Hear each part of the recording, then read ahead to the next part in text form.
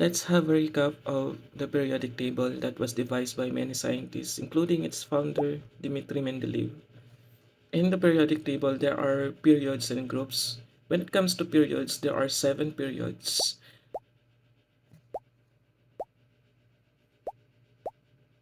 These horizontal lines are called periods. Now let's proceed with the groups in the periodic table. First, we have the 1A, the alkali metals, except for hydrogen. Hydrogen is not a metal. Followed by 2A, the alkali earth metals. After the 2A, we have the 3A, the boron group. And then we have the 4A, the carbon group. Followed by the 5A, the nitrogen group. And then we have the 6A, or the chalcogens. And then last for this, the group A, we have the 7A, the halogens. And then 7A is followed by the noble gases. Now remember, when it comes to noble gases, they are the stable elements in the periodic table. That means they don't need a partner to be stable. Not unlike other elements, they need a partner for them to be stable. Now let's proceed with the groups. We have the transition metals. First, we have the early transition metals, followed by the late transition metals. These are all metals. And then after the late transition metals, we also have the post-transition metals. And then we also have the metalloids. And then we have the lanthanides and the actinides, the most radioactive elements in the periodic table. Then these elements in yellow boxes, they are all non-metals. Now let's continue. Let's say we have the third element in the periodic table, which is the lithium, and we know that it is a metal. If we do its electron configuration, we will know that it has one valence electron. Now it's a matter of, is this charge positive or negative? Remember that all metals are cations. That means lithium has a positive charge. All cations are positive. Now let's have the valence electron model of lithium, wherein the first shell must have 2 and the succeeding must have 8, following the octet rule. In order for them to be stable, or for us to say that they are stable, in their outermost shell they must have 8. But in this case, lithium has only 1 valence electron. That's why if you're going to draw the Lewis dot structure of lithium, it should be like this. Okay, let's proceed with the next one. Let's have the oxygen, which is a nonmetal, therefore it's an ion. All anion are negative. If you're going to do its electron model, it should be like this. Now remember, all elements follows the octet rule. That means they must have 8 electrons in their outermost shell. In this case, since oxygen has 6 electrons, it still needs 2 more electrons to satisfy the octet rule. That's why oxygen has a charge of negative 2, because it still needs 2 electrons in order for it to be balanced by following the octet rule. So in identifying the charges of elements, it depends on if they are cation or anion. Always remember that cation, or the metals, have positive charges, while non-metals or the anion always have negative charges. Now let's have the different types of chemical bonding. In your grade 9, you have studied ionic and covalent, but there are other types of chemical bonding like hydrogen and metallic bond, but we will focus on ionic and covalent. Let's start off ionic bond, which is a combination of metal and non-metal. That means cation and anion. Let's have this example. Let me draw their electron model. So we have beryllium, it has 4 electrons, while oxygen has 8 electrons. So in this case, which is much easier to do? Transfer the 6 electrons of oxygen to beryllium, or transfer the 2 electrons of beryllium to the oxygen so that they will be stable. Of course, it would be convenient for us to transfer the 2 electrons of beryllium to the oxygen for them to be stable. Now that the two elements have satisfied the octet rule, that means they are already stable. Remember that elements are bonding with other elements for them to be stable, excluding the noble gas because they can stand alone. They don't need partner to be stable because they are already stable. And remember, when it comes to ionic bond, remember the term transferring because we are transferring electrons. Now let's proceed with the covalent bond, which is a combination of two nonmetal. In this example, we have hydrogen, which is a nonmetal, and oxygen, which is another nonmetal. And remember the term sharing when it comes to covalent bond. Now let me draw the structure of water. And remember that the maximum electrons of hydrogen is only 2, and the other hydrogen is also 2.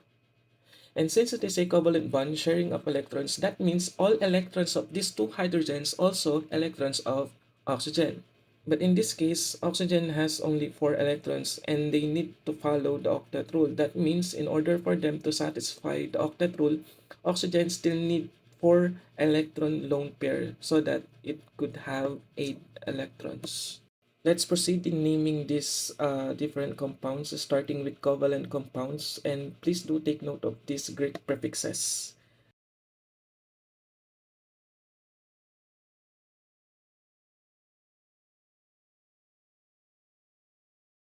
Now let's try this. Remember that we just need to write the name of the first element, and the second name should have a suffix of "ide". In this example, we have carbon, but its second name should not be oxygen, but rather oxide. And since it has two, it should be di. Therefore, the name of this compound is carbon dioxide. Let's have another example. So we just need to write the name of the first element again, which is carbon, and then we should write tetra because there are 4 hydrogen. But instead of writing hydrogen, we should have hydride. Since we are changing the suffix of the second name to ide, this element is commonly known as methane. Now let's have the other way around, starting with the name and then give the chemical formula. In this example, we have carbon monoxide. First, we just need to write the chemical symbol of carbon, which is C. And then we have monooxide. That means we only have one oxygen pertaining to mono. Then if we are going to write the name of this, it should be CO. Let's try another example, dinitrogen trioxide. So first, write the chemical symbol of nitrogen, and then since it has a prefix of di, therefore it has 2. And then oxide pertaining to oxygen, and since it has tri, that means it has a subscript of 3. Now let's proceed with the acid. Acid are covalent. They always start with hydrogen, then followed by halogen. In writing their names, the name always start with hydro plus the name of the halogen with ik and their suffix plus the word acid. Let's take this example, HF. Therefore, it would be hydro plus F, which is fluorine. It should be fluoric plus the term acid. Another example, we have HBr. There, again, it would be hydro, then bromine, it would be bromic plus the term acid. Now let's proceed with the ionic bond, which is a combination of metal and non-metal. Remember that in ionic bond, we are not going to use these Greek prefixes. In this example, we have Li2O. So again, first, we just need to write the name of the first element, which is lithium, regardless if it has a number. And then O, which is oxygen, it would become oxide. Therefore, the name of this compound is lithium oxide. Let's have another example, BeO. The name of this would be beryllium oxide. Just write the name of the first element as it is and then change the spelling of the second name and use the suffix "ide". Now let's do the other way around from the name to chemical formula. Now in writing the chemical formula of ionic compounds, you always consider the charge or the ions of elements. In this case, beryllium has positive 2 and oxygen has negative 2. And then you will do the crisscross method or cross multiplication. Therefore, Be2O2 would be its symbol. But since they have same subscript, you don't need to write their subscript anymore. Therefore, the final answer for that is BeO. Let's have this example, which is FeCl3. In this example, we have transition metal, which is iron. So in writing the name of compounds, ionic compounds with transition metals, we are going to use Roman numerals. In this case, since iron has 3 or positive 3 charge, it would be iron 3 chloride, or the common name of this is ferric chloride. Always remember 3 for ic. And we got the name ferric from its Latin name ferrum. Let's have another example. FeCl2. So in writing this, it would be iron 2 chloride. If you're going to check your periodic table, iron has positive 2 and positive 3 charges. But in this example, we have used positive 2. And then since chloride has, or chlorine has negative 1, cross method, it would be FeCl2, or commonly known as ferrous chloride. Always remember 2 is for OUS. And then take note of these common polyatomic ions because you might use them later on. But when it comes to these polyatomic ions, I'll give you some notes like I and 8. In this example, we have nitrite and nitrate, sulfite and sulfate. Always remember that I is always for lower number and 8 always for higher number. In this example, we have I as 2 and 8 as 3 for nitrite and nitrate. Let's try to name this compound FeSO3. Fe is iron, and then let's take a look of this polyatomic ion list. SO3 is sulfite, and then we have do the crisscross method. They have both subscript of 2, therefore we don't need to write those numbers anymore. Therefore, the final answer for that is FeSO3.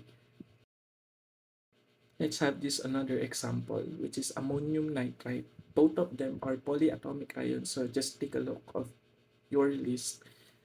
We just need to crisscross method, then that would be the final answer. That would be the chemical formula of ammonium nitrate. Let's have this another example, iron 2 perchlorate. We know that iron has positive 2 and positive 3 charge, but in this case, since it has 2, we're going to use the positive 2 charge.